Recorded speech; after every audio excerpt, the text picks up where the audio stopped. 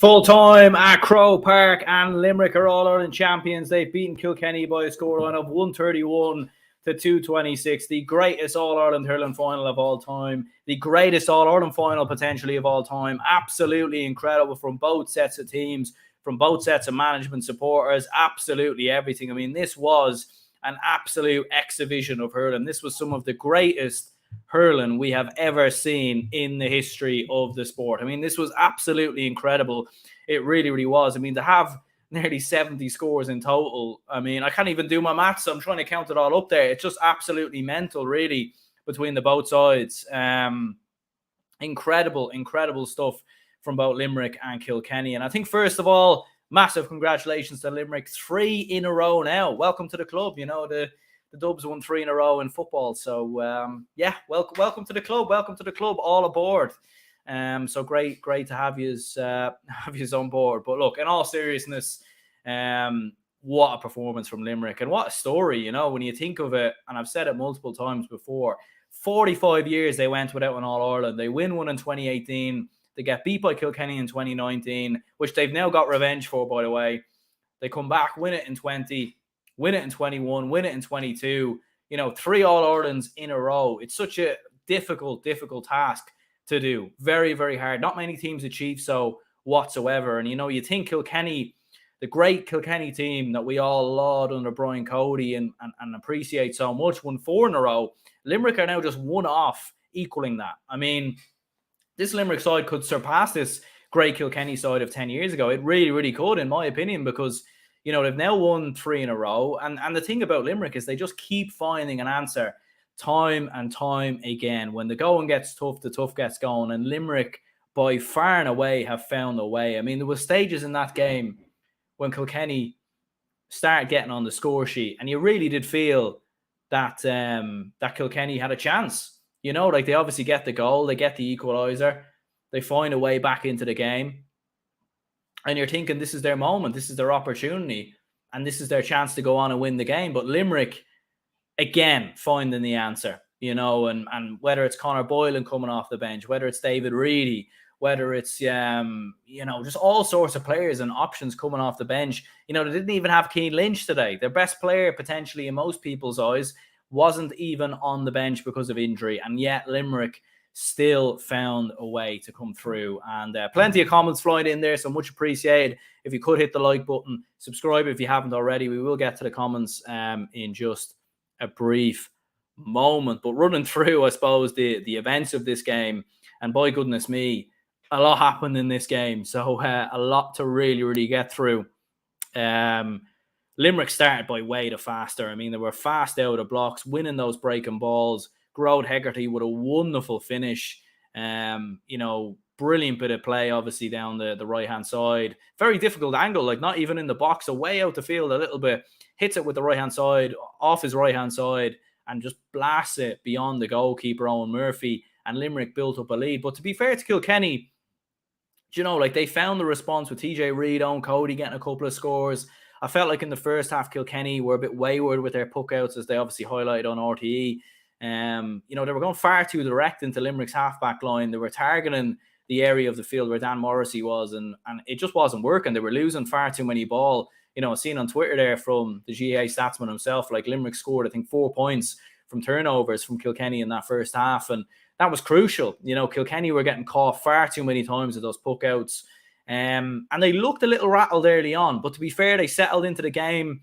You know, they just stuck with Limerick, and I think that was what they needed to really do in the first half, really, is just stick with Limerick, stick with them. You know, if they hit 3 points in a row, you respond with 3 points in a row. You know, you show the same intensity, you show the same fight, you match them for work rate, you match them for physicality. That's the least you can do. If you roll over against this Limerick side, they'll absolutely blow you away and cut you to pieces like a knife through butter. They really, really will. I mean, we've seen them do so against Cork last year. We've seen them do so on numerous times down the years. You know, but to be fair to Kilkenny, they stuck with them. I thought Paddy Deegan had an excellent game. He he hit 2 points in total. Richie Reid, Mikey Kerry, very good. TJ Reid with 9 points in total. Owen Cody had a fairly quiet game, just 1 point from him. Mossy Cowan obviously gets himself a goal. I mean, there was so many excellent standout performances, but I thought Paddy Deegan was very, very good from a Kilkenny perspective. I thought their full-back line done an excellent job as well. Like Aaron Gallan had a fairly enough quiet game. I know he hit 7 points in total, but the majority of which were from place balls. He probably didn't have the level of impact that he's had in the previous games, but it didn't matter because a one Gerard Hegarty, who was man of the match in the All-Ireland final in 2020, he was exceptional last year against Cork as well. And again, today, 1-5 from play, absolutely extraordinary. 1-3 in the first half, unbelievable. Brilliant outlet for the puck out. Brilliant, caught the ball on numerous occasions as well. Very hard player to dispossess. Kilkenny just couldn't deal with him. It was Paddy Deegan who was actually marking him, to be fair, and couldn't get tight enough to grow with Hegarty. Ran him absolute riot. I think Deegan still had a great game going forward, but maybe, I suppose, but even defensively, like I don't think there was a lot you could really do there because Hegarty was just so good. He had an excellent game. Kilkenny, they brought themselves back into the game though, didn't they, in the second half? I mean, they get themselves a brilliant finish from Billy Ryan in the 38th minute. Walter Walsh, who comes on at halftime, makes an immediate impact, runs down the right-hand side, hand pass inside. Originally, it looks like it's Mossy Keown who's going to get to it, but it works out to Billy Ryan. He blasted into the back of the net beyond the goalkeeper. But again, the funny thing is, Kilkenny never led in this game at all. Limerick were always in front. They always had the ascendancy, and they always managed the game, and when that goal goes in, you're thinking, oh, Limerick might panic a little bit here maybe, but they don't. Hegarty gets a point. Burns gets a point. Kilkenny do respond again and get themselves another goal through Martin Keown, Mossy Keown. That was a lovely finish. John Donnelly then gets a score coming off the bench and levels it. But Limerick just managed the game beautifully. And, the half-back line stood up again massively. The likes of Dan Morrissey, Declan Hanna, Jeremy Burns, again, just winning a lot of ball ahead of the Kilkenny forwards.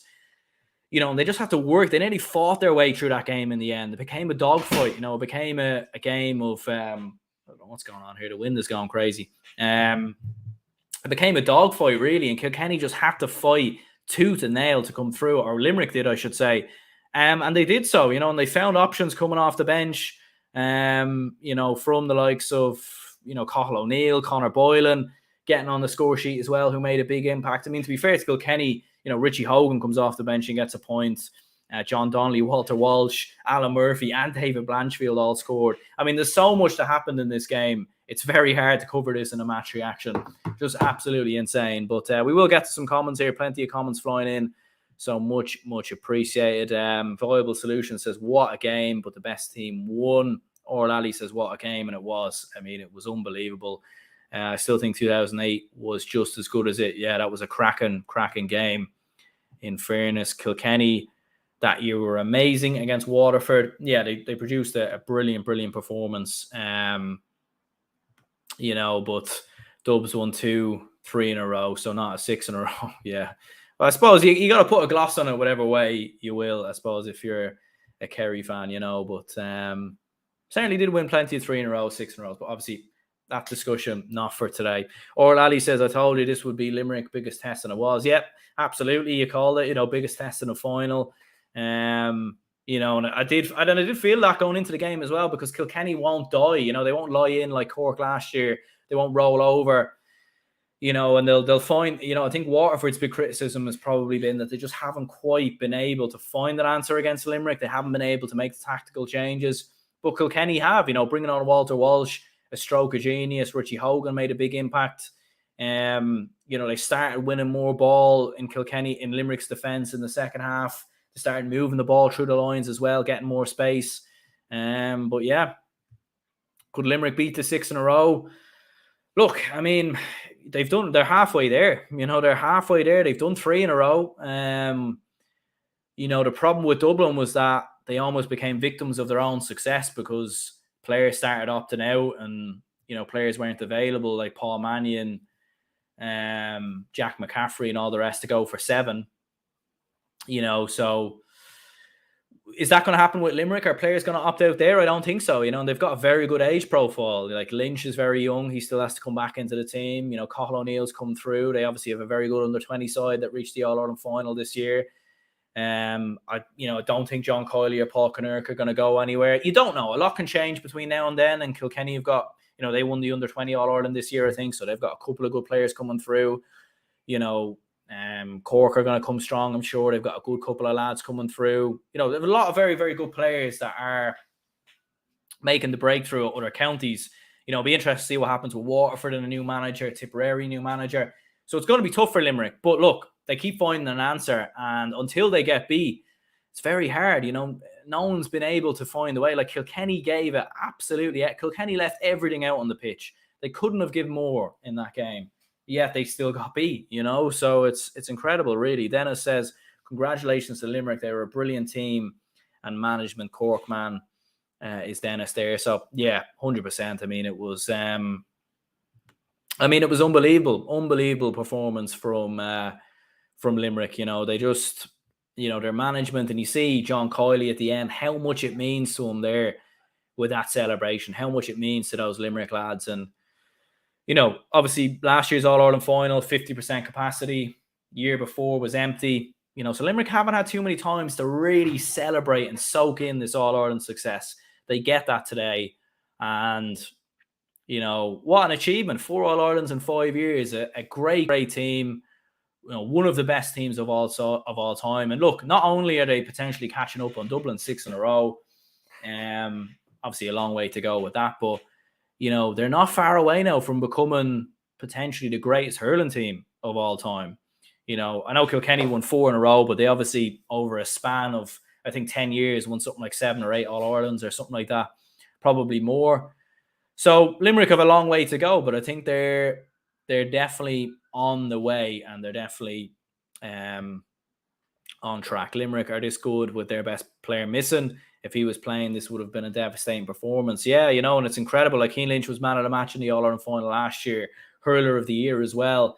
So, like, not having him available, and yet they still come through and win it. You know, it does remind me of Dublin a lot in that sense of, you know, when Dublin had their injuries, or Connolly went missing, or, you know, Brogan was getting older. You know, obviously not this year did they find an answer, but in previous years, they'd always find an answer. Even with players injured, even with, you know, to get players sent off, no problem, they'll find an answer. And this Limerick side are exactly the same. So, yeah, absolutely incredible for Limerick. For Kilkenny, big disappointment. Look, they gave absolutely everything. I don't think Brian Cody is going anywhere personally. I know a lot of people are going to talk about him maybe retiring or stepping away. Look, he might do. He's been there a long time. Only he knows himself. But I have a funny feeling he's going to give it another year or another couple of years. It doesn't look like he's going to go anywhere, to be honest. We'll see what happens. Could be wrong. But, you know, is there time for a change in Kilkenny? I don't think so, because they've just given Limerick as good as a game as anyone.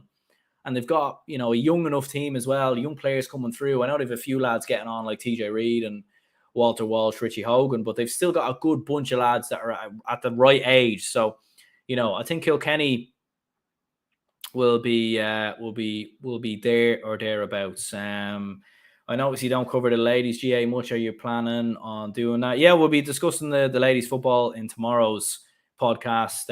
It's mainly just time, unfortunately, you know, between football and hurling, you know, men's football and hurling. I just don't have enough time to cover all the games. You know, there's be so much going on at the one time, so it's basically impossible, considering I do this part-time as well. Like, this isn't a job or anything like that, but you know, look, hopefully next year we can cover ladies football a lot more, and camogie as well. You know, if I can get some people that can help me out with the channel, that'd be much appreciated. But we will be discussing the ladies football tomorrow in the podcast. Kerry's win, Meads win, obviously, as well. Did watch both games, so we will be discussing them, as well as some of the camogie games. So, yeah, cheers anyone who tuned in. If you could hit the like button and subscribe, be much appreciated. Once again, congratulations to Limerick. A huge win for them. A famous win, 3 in a row.